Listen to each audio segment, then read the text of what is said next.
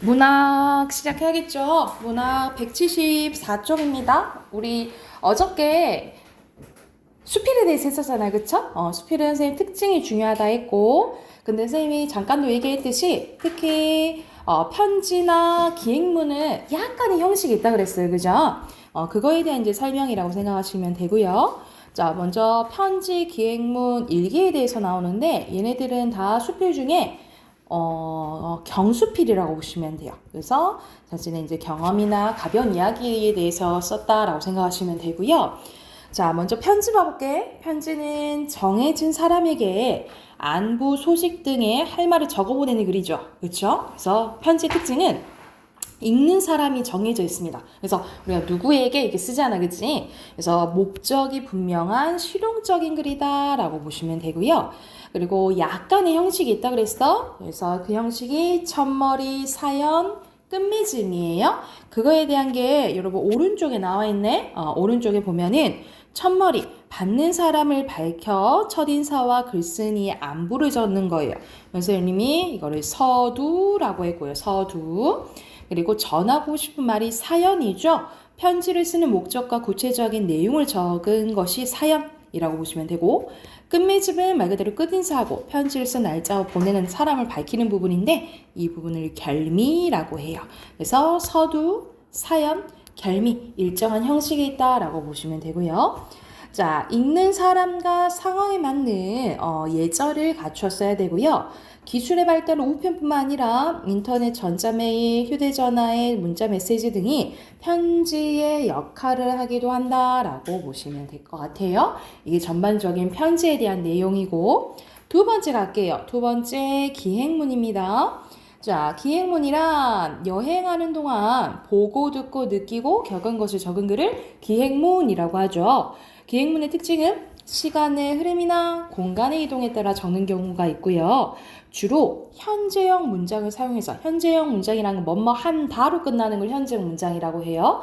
뭐뭐 한다라는 현재형 문장을 사용해서 실제 여행지 온 것 같은 느낌을 주고, 여행한 곳의 문화, 풍습, 사투리 등 지방의 특성이 드러난다라고 보시면 됩니다. 예를 들어서 우리 뭐 근처에 여수에 갔다고 쳐보자. 그러면 여수에 이제 문화들이 드러날 수 있다라고 보시면 되겠죠?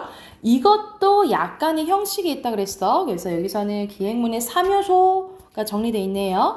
내가 어디를 갔다 왔다라는 걸 써야 된다는 거지, 그치? 그 부분이 여정입니다. 언제, 어디서, 어디를 거쳐 여행했는지 여행 전반적인 과정에 들어가야 되고요. 그리고 거기서 보고 들은 거 얘기해야 되겠지, 그치? 말 그대로 한자로 하면 볼 견자에다가 들을 문자예요.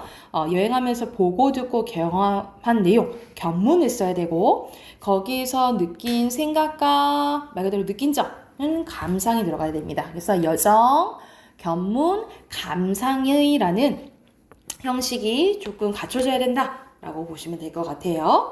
마지막으로 일기 나와 있네요. 일기는 날마다 겪은 일이나 생각, 느낌 등을 적은 개인의 기록이죠. 그래서 일기의 특징은 독자를 위해 쓰는 글이 아니라 자신을 위해 쓰는 비공개적인 글입니다. 말 그대로 나만 보려고 쓰는 거잖아, 그치? 자, 그리고 자신의 하루를 돌아보는 반성하는 글이기도 하다라고 생각하시면 될 것 같아요. 그러니까 말 그대로 여기서도 일기도 하나보다 수필이다 이렇게 해두시면 될 것 같습니다. 이걸 참고하면서 오른쪽 9문제 바로 풀어볼게요.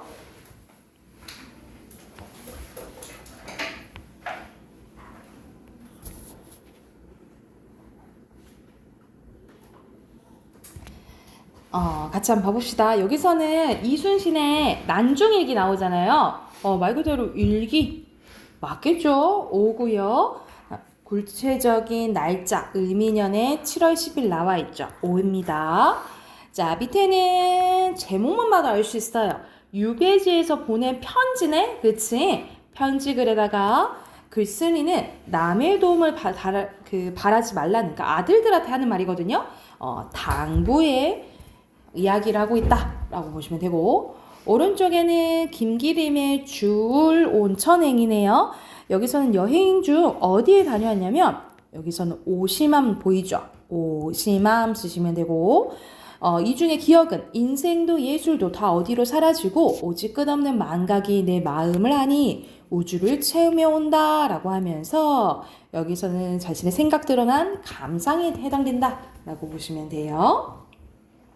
밑에는 어휘 순서대로 겸허, 그 다음에 태연스러, 그 다음에 굼떡 쓰시면 되겠죠. 자, 앞으로 가서 168쪽 가볼게요. 자, 168쪽 보면은 윤호영의 방망이를 깎던 노인, 이것도 수필입니다. 어떤 노인에 대해서 얘기했는지, 어떻게 얘기했는지 한번 봐볼게. 동대문 맞은편 길가에 앉아서 방망이를 깎아 파는 노인이 있었다. 방망이를 한 벌 사가지고 가려고 깎아달라고 부탁을 했대. 값을 굉장히 비싸게 부른 것 같았다. 좀 싸게 해줄 수 없느냐고 했더니 방망이 하나 가지고 애누리 하겠어? 비싸거든 다른 데 가서 사오 하면서 대단히 무뚝뚝한 노인이었대. 더 깎지도 못하고 잘 깎아놔 달라고만 부탁했다. 그는 잠자코 열심히 깎고 있었다. 처음에는 빨리 깎는 것 같더니 저물도록 이리 돌려보고 저리 돌려보고 굼뜨기 시작하더니 이내 마냥 늑장이다. 내가 보기에는 그만하면 다 됐는데 자꾸만 더 깎고 있었대. 인제 다 됐으니 그냥 달라고 해도 못 들은 척이다. 차 시간 바쁘니 빨리 달라고 해도 통 못 들은 척 대꾸가 없다. 사실 차 시간이 빠듯해 왔다. 갑갑하고 지루하고 이제는 초조할 지경이다. 더 깎지 않아도 좋으니 그만 주십시오 했더니 화를 버럭 내면서 끓을 만큼 끓여야 밥이 되지 생쌀을 제조한다고 밥이 되나 하면서 제조하지 말라고 얘기를 하는 거예요. 나도 기가 막혀서 살 사람이 좋다는데 뭘 더 깎는단 말이오. 노인장 외고집이시구먼. 차 시간 없다니까. 노인은 퉁명스럽게 다른 데 가서 난 안 팔겠소 하고 내뱉는다. 지금까지 기다리고 있다가 그냥 갈 수도 없고 차 시간은 어차피 틀린 것 같고 해서 될 대로 되려고 체념할 수밖에 없었죠. 그럼 마음대로 깎아보시오. 글쎄 재촉을 하면 점점 거칠어지고 늦어진다니까. 물건이란 제대로 만들어야지 깎다가 놓치면 되나? 라고 얘기를 하는 거야. 그러니까는 이 사람은 무엇이든지 제대로 해야 된다라고 얘기를 하는 거예요. 여기에서 뭘 알 수 있냐? 무엇인가 깊이 열심히 하는 장인 정신이 반영되어 있다라는 걸 알 수가 있겠죠. 그래서 좀 누그러진 말씨로 얘기를 합니다. 이번에는 깎던 것을 숫제에 무릎에다 놓고 태연스럽게 곤방내에 담배를 담아 피우고 있지 않은가. 나도 고만 지쳐버려 구경꾼이 되고 말았다. 얼마 후에 노인은 또 깎기 시작했는데 저러다가는 방망이가 다 깎아 없어져 버릴 것만 같았다. 또 얼마 후에 방망이를 들고 이리저리 돌려보며 다 됐다고 내준다. 사실 다 되기는 아까부터 다 되어 있던 방망이다. 차를 놓치고 다음 차로 와야 하는 나는 불쾌하기 짝이 없었대. 집에 와서 방망이를 내놨더니 아내는 이쁘게 깎았다고 야단이다. 집에 있는 것보다 참 좋다는 것이다. 그러나 나는 전에 것이나 별반 다른 것 같지 않아 보였대. 그런데 아내의 설명을 들어보니 배가 너무 부르면 힘들어 다듬이가 옷감을 치기를 잘하고 같은 무게라도 힘이 들며 배가 너무 안 부르면 다듬이살이 펼치지 않고 손을 해먹기가 쉽다라는 거지. 이렇게 꼭 알맞은 것은 좀처럼 만나기 어렵다는 거예요. 비로소 나는 마음이 풀렸다. 그리고 나는 그 노인에 대한 내 태도를 뉘우쳤다. 참으로 미안했대요. 그래서 아내의 반응을 보고 되게 이제 반성하게 되고 깨닫게 됐다라고 보시면 되겠죠. 그래서 여기서 이제 중요시하는 것은 장인 정신이라고 보시면 돼요. 그래서 밑에 빈칸 채우는 거 있죠. 중심 대상은 방망이를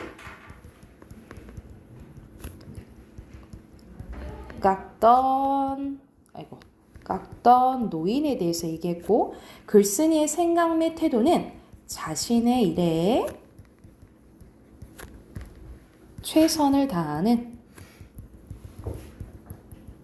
삶의 자세가 중요함을 깨닫게 됐다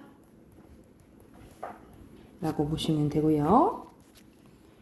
그래서 주제도 똑같습니다. 자신의 일에 최선을 다하는 삶의 자세 또는 간단하게 쓰면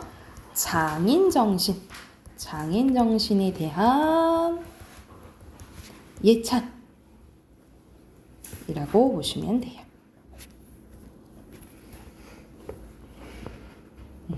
주제 쓰시고 뒤로 넘겨서 세 문제 풀게요.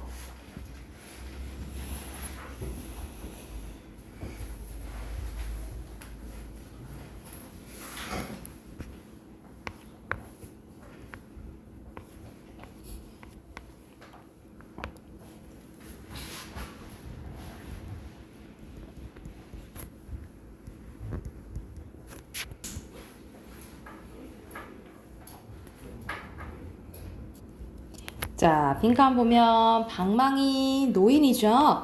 2번에 여기서 알맞은 것은 처음에는 존경 안 했지, 그치? 나중에 의도를 깨닫게 됐죠. 2번에 4번이고 방망이에 대한 설명으로 알맞은 것은 그만큼 무엇이든지 최선을 다해야 된다 이 말이죠. 그쵸? 5번이에요.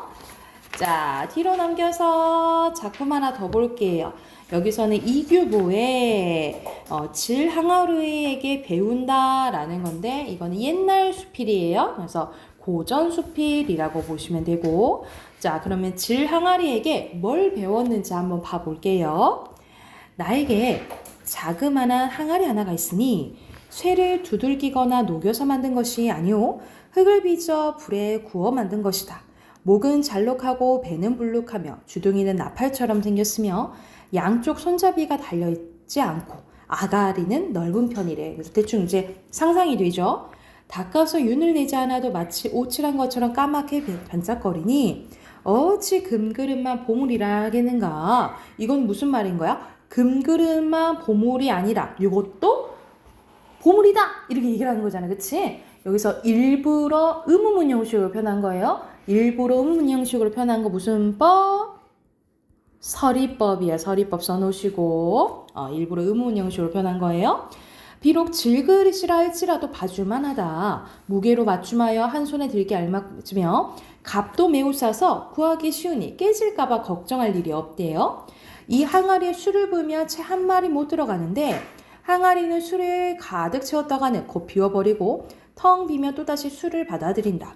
진흙을 잘 구워서 빈틈없이 만든 것이라 스며들지도 새지도 않으며 주둥이가 널찍하니 진한 술을 부었다 따라냈다 하기에 좋다. 술을 쉽게 따라낼 수 있으니 기울어지다가 뒤엎는 일이 없고 술을 부어두기가 좋으니 계속하여 술을 담아둘 수도 있다.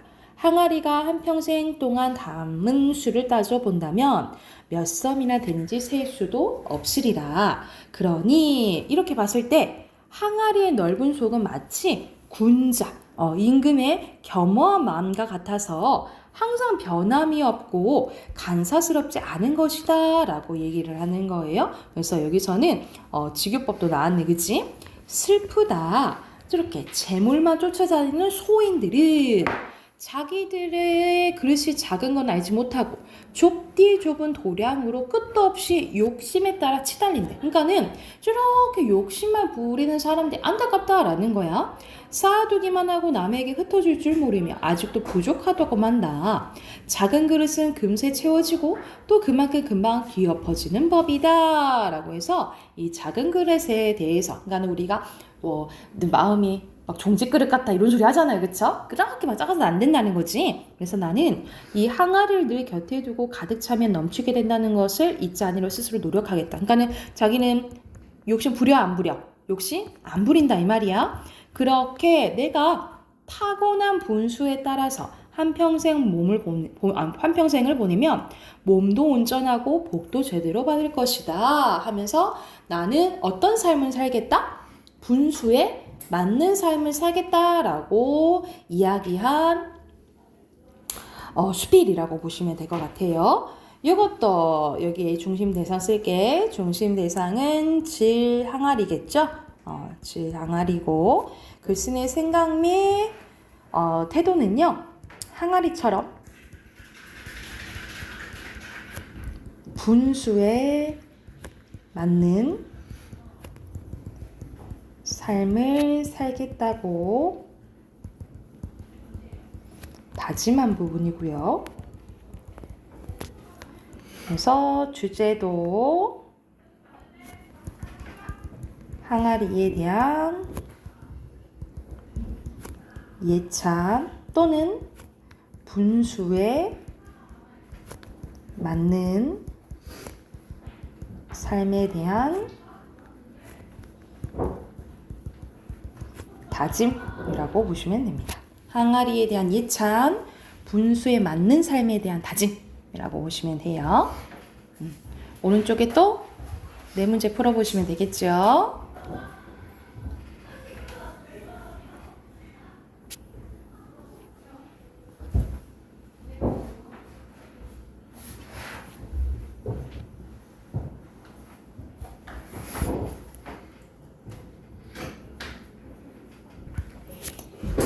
자, 순서대로 항아리, 그 다음에 소인이죠. 자, 5번의 기억의 단계 의미로 알맞은 거네.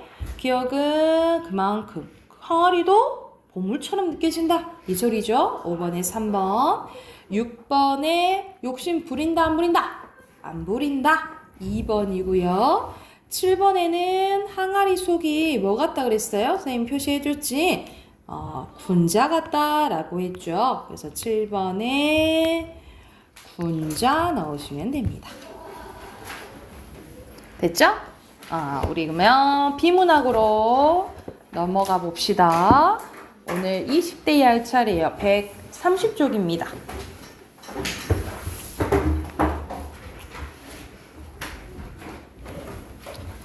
자, 130쪽부터 20대 다 푸셔야겠죠? 자, 134쪽까지 풀고 답 확인 같이 한번 해볼게요.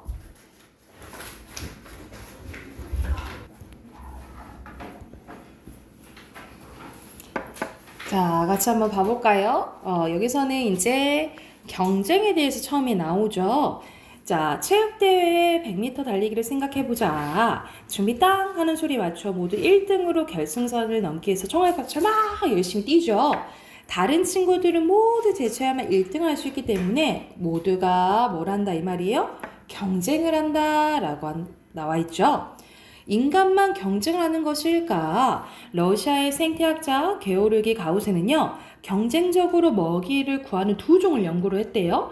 그 결과 먹이를 더 잘 구하는 종이 먹이를 잘 못 구하는 종보다 빨리 번식했고, 결국 번식을 잘 하지 못한 종은 그 지역에서 사라지게 되었다고 합니다.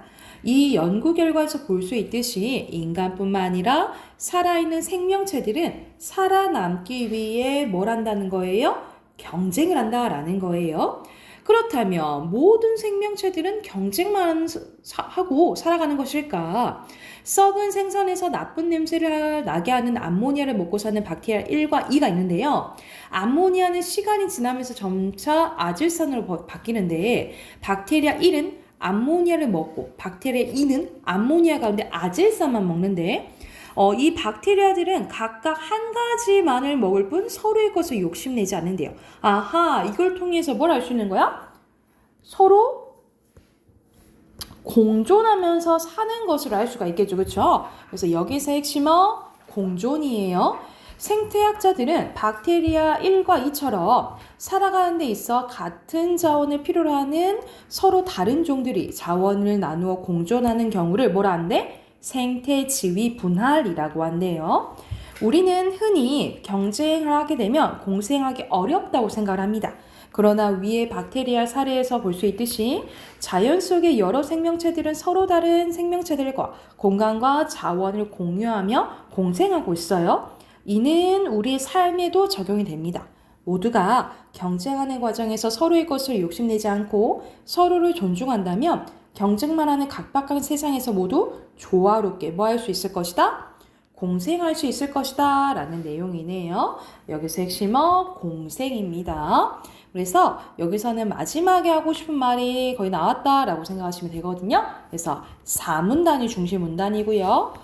요약은 경쟁하면서도 공생하기 위해 필요한 존중의 자세고요. 주제는 경쟁과 공생을 하는 삶의 태도 라고 보시면 됩니다.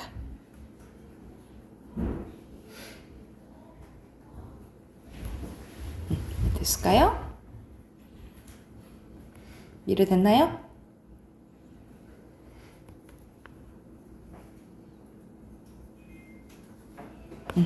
자, 밑에 1번에 경쟁, 그 다음에 박테리아, 2번에 경쟁, 공생이고요.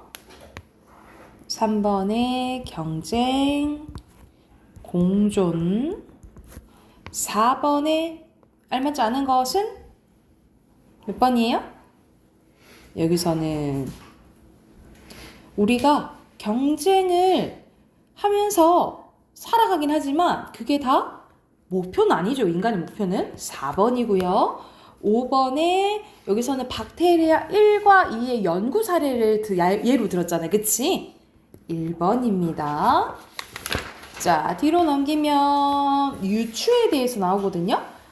여러분, 선생님 이제 이 유추에 대해서 알기 전에 이건 이제 논증 방식이라고 보시면 되는데, 우리가 주장하는 글을 쓸 때 있잖아요. 주장만 얘기하지 않고 그걸 뒷받침하는 근거도 들잖아, 그지? 그래서 우리가 근거를 들음으로써 주장이 이렇게 펼쳐져 가는 방식을 논증이라고 하거든요. 근데 이 논증 중에 여러분이 이제 알아둬야 될 게 크게 두 가지가 있어요. 이거는 이제 국어에서는 3학년 때 나오긴 하는데, 그래도 여러분이 이제 조금 미리 알아놓아야 될 게 논증 방식이 두 가지가 있어.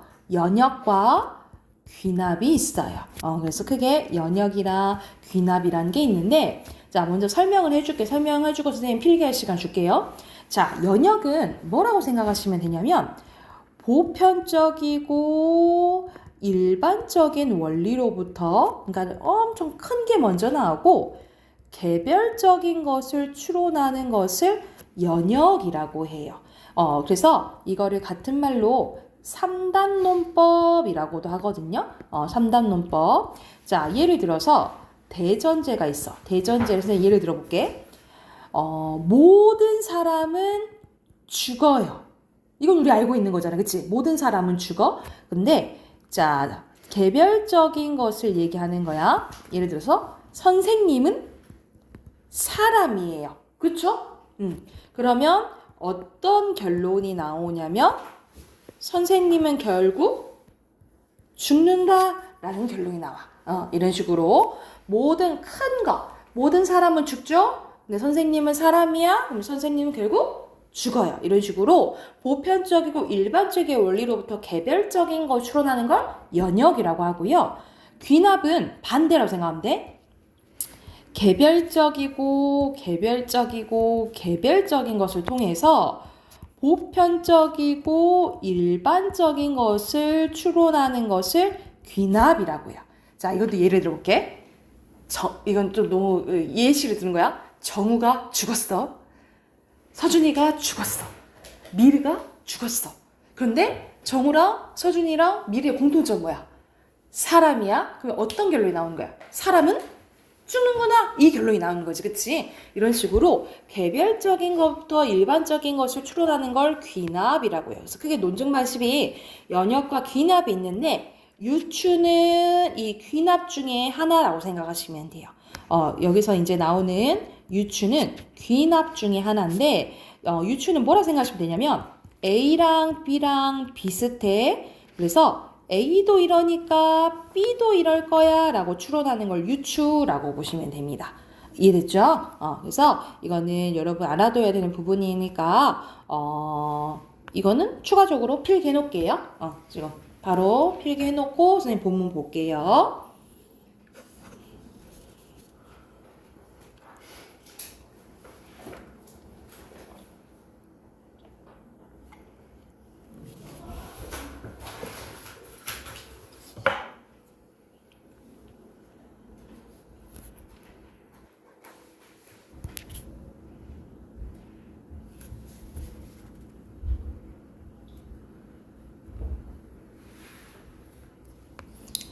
자, 그럼 여기서는 유추에 대해서 나와 있지. 한번 봐보면 무엇인가 알아내려는 방법 중에 하나 유추가 있는데요. 유추란 개념 나오네. 두 개의 사물이 여러 면에서 비슷하다라는 것을 근거로 다른 속성도 유사할 것이라고 미루어 짐작하는 것을 얘기합니다. 그래서 학문 또는 예술 활동뿐만 아니라 우리도 일상생활에서 유추를 흔히 사용하고 있는데요. 이제 유추를 하는 방법이 나와요. 유추는 알고자 하는 대상과 그 특성을 확정하고 알고 있는 내용과 비교하고 그 다음에 결론 내리기 과정을 통해서 이루어집니다. 그래서 예시가 나와요. 만약 동물원에 가서 까마귀를 처음 본 어린아이가 그것이 날 수 있는가 여부를 판단하는 과정을 생각해 봅시다. 이 경우 알고자 하는 대상 까마귀며 그 특성은 날 수 있는가이므로 이를 확정하면 까마귀가 날 수 있는가가 된다는 거야. 그리고 아이가 자신이 이미 알고 있는 까치를 떠올리고는 까마귀와 까치는 검은 깃털이고 다리가 둘이고 날개가 있으니까 이 공통점이 발견돼서 그것이 비교 과정이 된다는 거죠. 마지막으로 그러면 까치는 난다. 그러면 까마귀도 날 수 있겠지 라고 결론을 내리면 유추 과정이 끝난다라는 거예요. 근데 많은 논리학자들은 유추를 통해 알아낸 정보가 옳다는 보장을 했기 때문에 유추가 판단 내린 데서 적합하지 않다라고 주장하기도 한데요. 위의 경우 까마귀가 난다라는 거 옳은 결론이죠. 그치? 근데 똑같은 방법으로 만약 타조가 난다라는 결론 내리면 잘못된 거잖아. 그죠? 이런 식으로 비교 대상이 공통점을 가장 많은 대상을 선택하지 않았기 때문에 이 잘못된 결론이 될 수도 있다라는 내용이에요. 그래서 타조의 예처럼 유추는 옳지 않은 결론을 내릴 가능성이 있지만 우리의 삶에 꼭 필요한 사고 방법입니다. 그래서 우리는 모든 것을 경험해 보지 못해도 유추와 같은 방법으로 모르고 있던 것을 알아내어 더 많은 지식을 쌓을 수 있기 때문입니다. 그래서 여기서 핵심어 유추로 볼게요. 여기서는 유추의 개념이 가장 중요하거든요. 그래서 1문단을 중심 문단으로 보고 요약은 유추의 개념이고요. 주제는 유추의 개념 과정 및 필요성에 대해서 얘기했다라고 보시면 되고 밑에는 빈칸 넣는 거 나오네요. 왼쪽에 유추 그리고 오류 7번에 유추 8번도 유추 9번에 알맞지 않은 것은 여기서 유추할 때 가장 먼저 해야 될 것은 뭐예요? 자신이 알고 있는 대상과 비교하는 게 아니라 알고자 하는 대상과 그 특성을 확정지어야 되겠죠? 5번이고요. 10번에 알맞지 않은 것은 유추는 두 대상의 공통점을 가지고 추론하는 거잖아. 그치? 차이점 땡 4번입니다.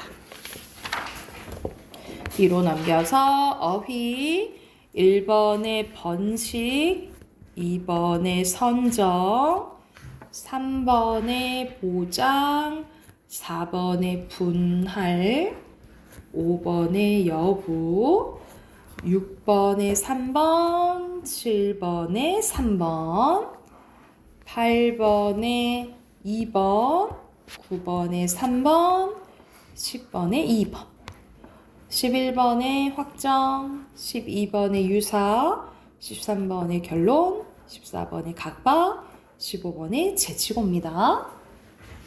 자, 우리 마지막 문법 합시다.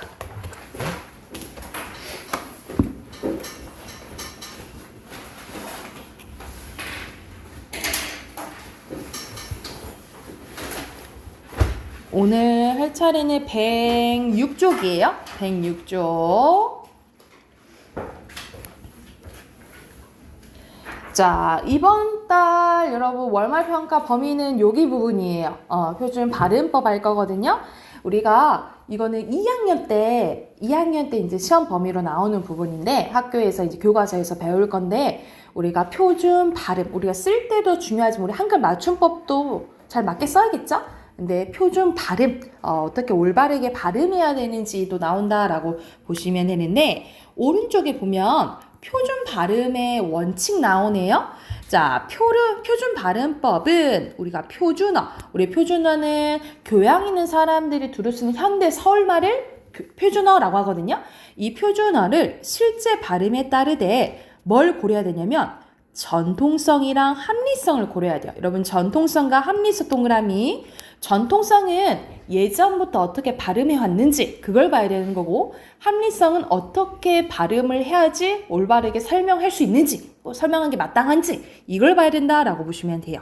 그래서 여기서 나오죠. 표준어의 실제 발음을 따른다는 것은 우리가 사용하는 표준어를 실제로 발음할 때 모습을 기본으로 하겠다는 의미입니다. 그리고 국어의 전통성과 합리성을 고려한다는 것은 표준어의 실제 발음에서 지역이나 나이에 따른 발음의 차이를 줄이기 위해 일정한 방향으로 가는 원칙, 약간 기준을 세운 거라고 생각하시면 돼요. 원칙을 정해야겠다라는 의미라고 생각하시면 될 것 같아요. 그러면 어떤 이제 발음하는 것이 기본적으로 나왔는지 한번 봐볼게. 자, 우리 앞에서 단모음 배웠어요. 우리 단모음을 한 번에 발음할 때 입술 모양이나 혀의 위치가 달라지지 않는 걸 단모음이라고, 달라지는 것을 이중모음이라고 했어요. 자, 먼저 단모음의 발음입니다. 아기, 애고 이런 것처럼 원래 소리대로 단모음은 단모음대로 발음한다라는 거야.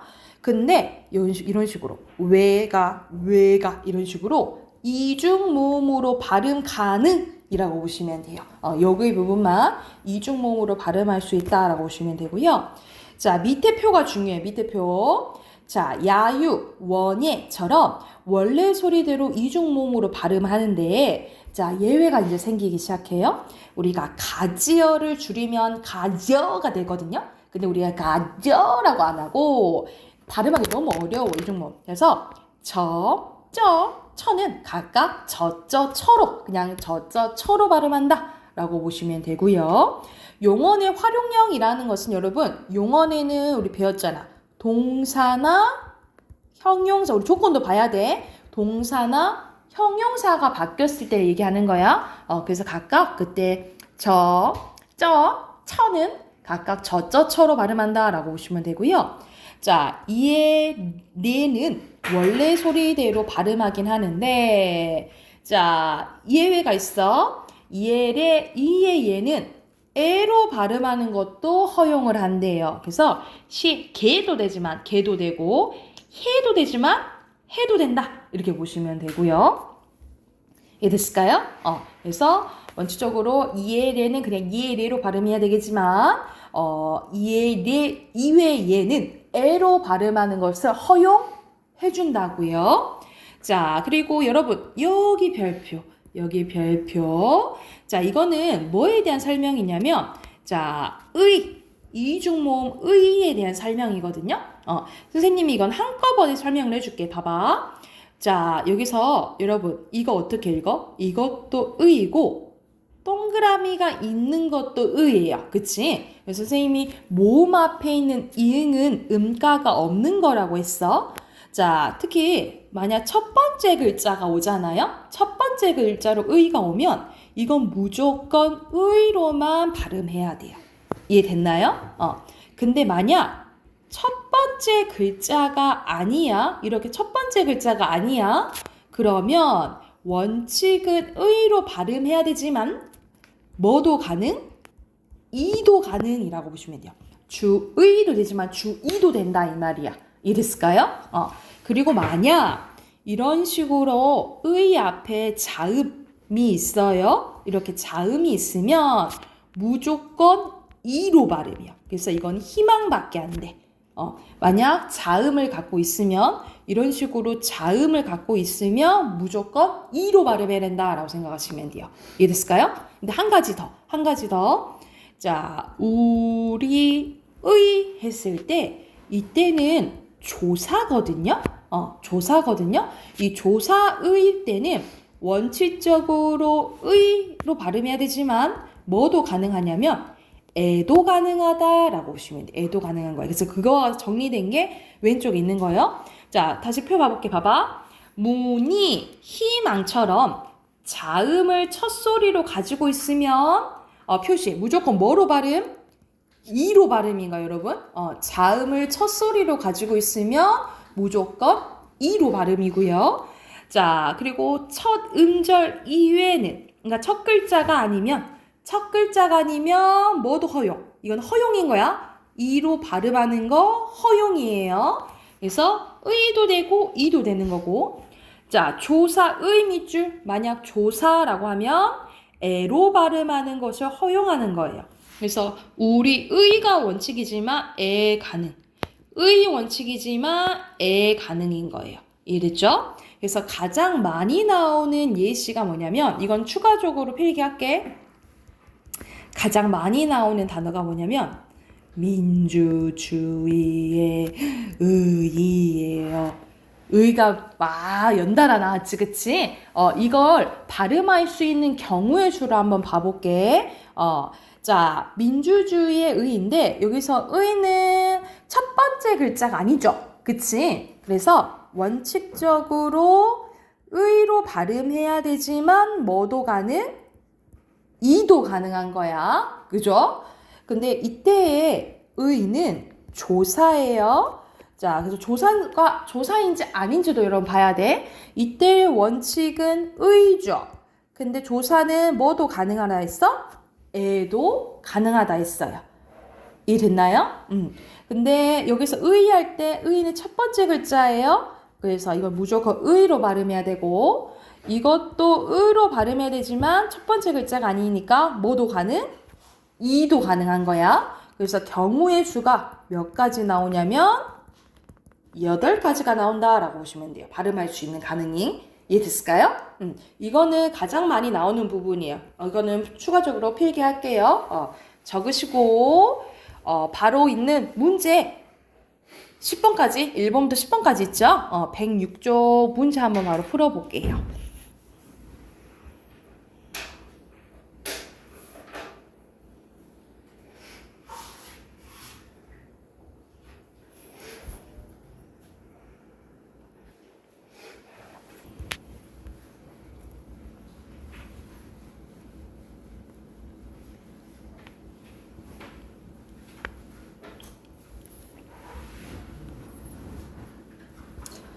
자, 여러분 발음 쓰라고 하면 발음 가능한 거 다 써야 된다는 소리야. 알겠죠?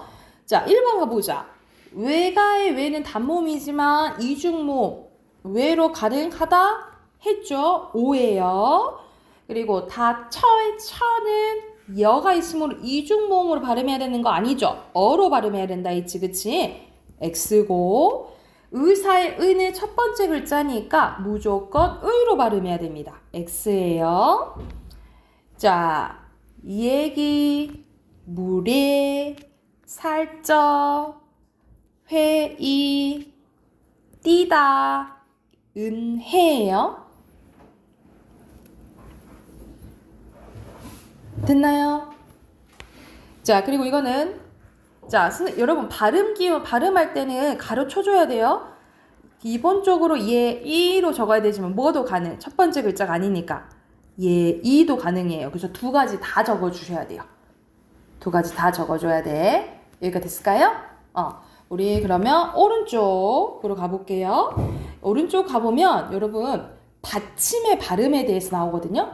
받침의 발음에 대해서 나오는데 여러분이 알아둬야 될 게 있다면 자, 우리가 이렇게 각이라는 걸 쓰면 우리가 이제 이 한 글자를 음절이라고 하는데 우리가 음절은 첫 소리, 가운데 소리, 끝 소리로 나뉘어져요. 이걸 한자라면 이게 초성이고 종성이고 선생님 잘못 썼다. 중성이고 이걸 종성이라고 해요. 그래서 받침을 종성이라고 하거든요. 받침을 종성이라 하는데 여기서는 받침이 여러분 3가지가 있어요. 이렇게 하나가 오면 헛받침이라고 하고요. 똑같은 게 2개가 오면 쌍받침이라고 하고요. 서로 다른 게 오면은 겹받침이라고 해요. 이해됐나요? 여기서는 헛받침과 쌍받침이 어떻게 이제 발음되는지에 대해서 나오는데 자, 여기서는 칠종성이라고 나와 있잖아요. 우리가 쓸 때는 상관이 없어. 쓸 때는 상관이 없는데 발음할 때는 이 7개 중에 하나로 바뀐다라고 보시면 되는데 그 7개가 뭐냐면 이거예요. 어떻게 외우시면 되냐면 가느다란 물방울. 보통 외우라고 하거든요.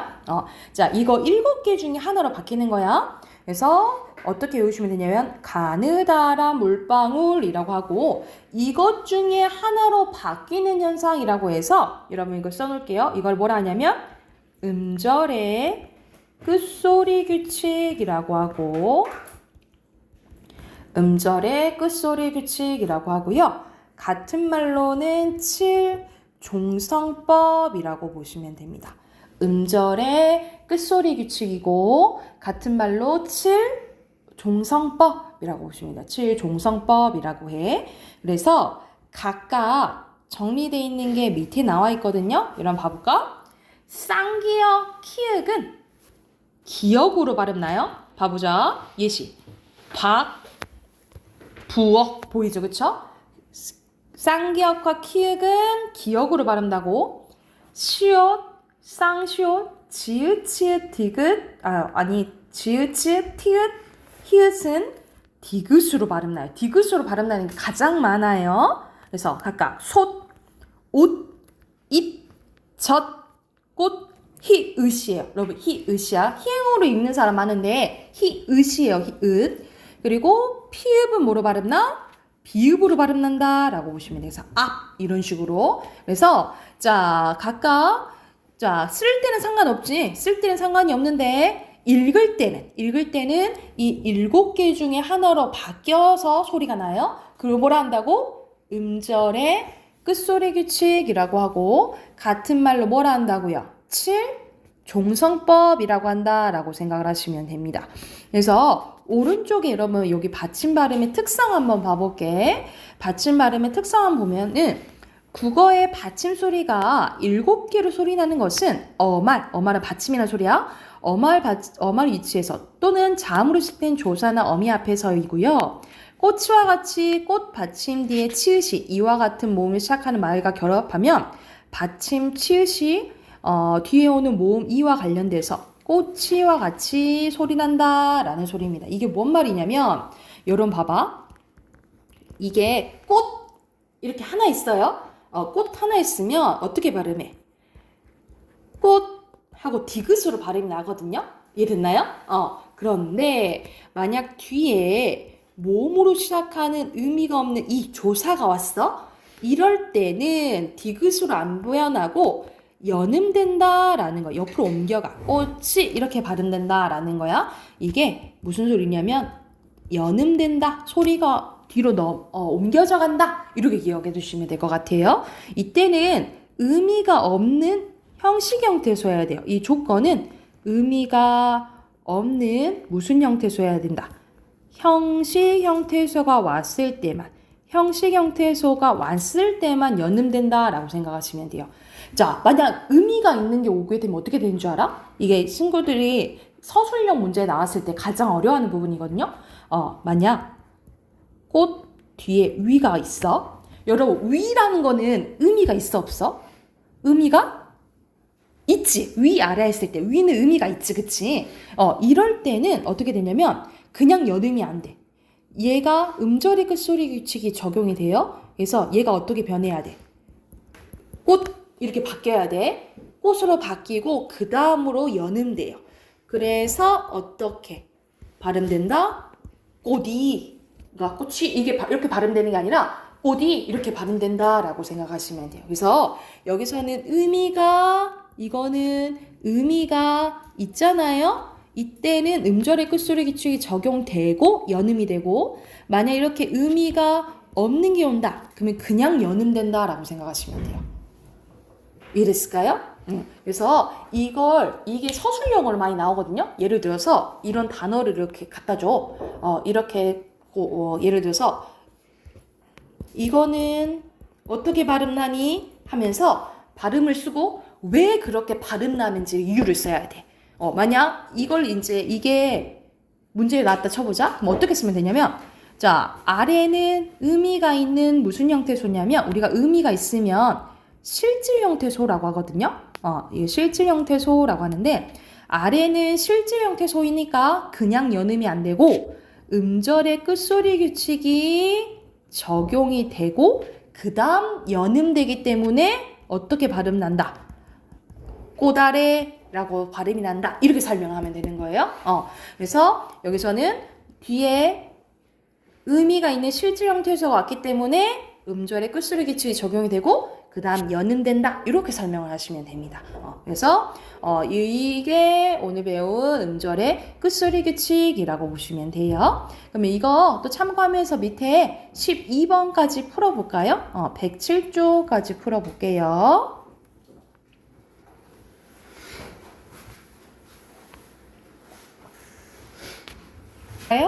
자, 여기서 1번 보면 받침으로 표기가 아니라 뭐 하는 거라 했어요, 여러분? 발음하는 거라 했어. 표는 거, 쓰는 건 상관없다 했어. 그리고 받침으로 키읔은 기역으로 발음 나고요. 자, 디귿, 티읕, 시옷, 쌍시옷, 지읒, 치읒, 쓴. 다 뭐로 발음 나? 여러분, 디귿으로 발음 나. 다 디귿으로 발음 나. 그래서 같은 소리로 발음하는 거예요. 그리고 받침으로 쓰인 니은은 니은으로 발음 나고 리을은 리을로 발음 나는 거야. 다른 소리로 발음 나는 거야. 이해됐을까요? 그리고 밑에 발음 나는 대로 쓸게요. 빛, 낮, 수, 키읔이에요. 키읔, 품, 밥. 이건 그대로네요. 묵다, 저물려, 받다죠. 낮다, 민낯, 박수예요. 그래서 이렇게 연결 지으시면 됩니다.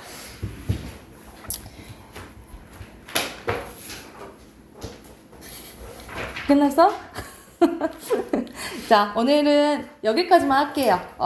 틀린 단어 써오시고 다음 주에 18강 공부해 오세요. 다음 주에 볼게요.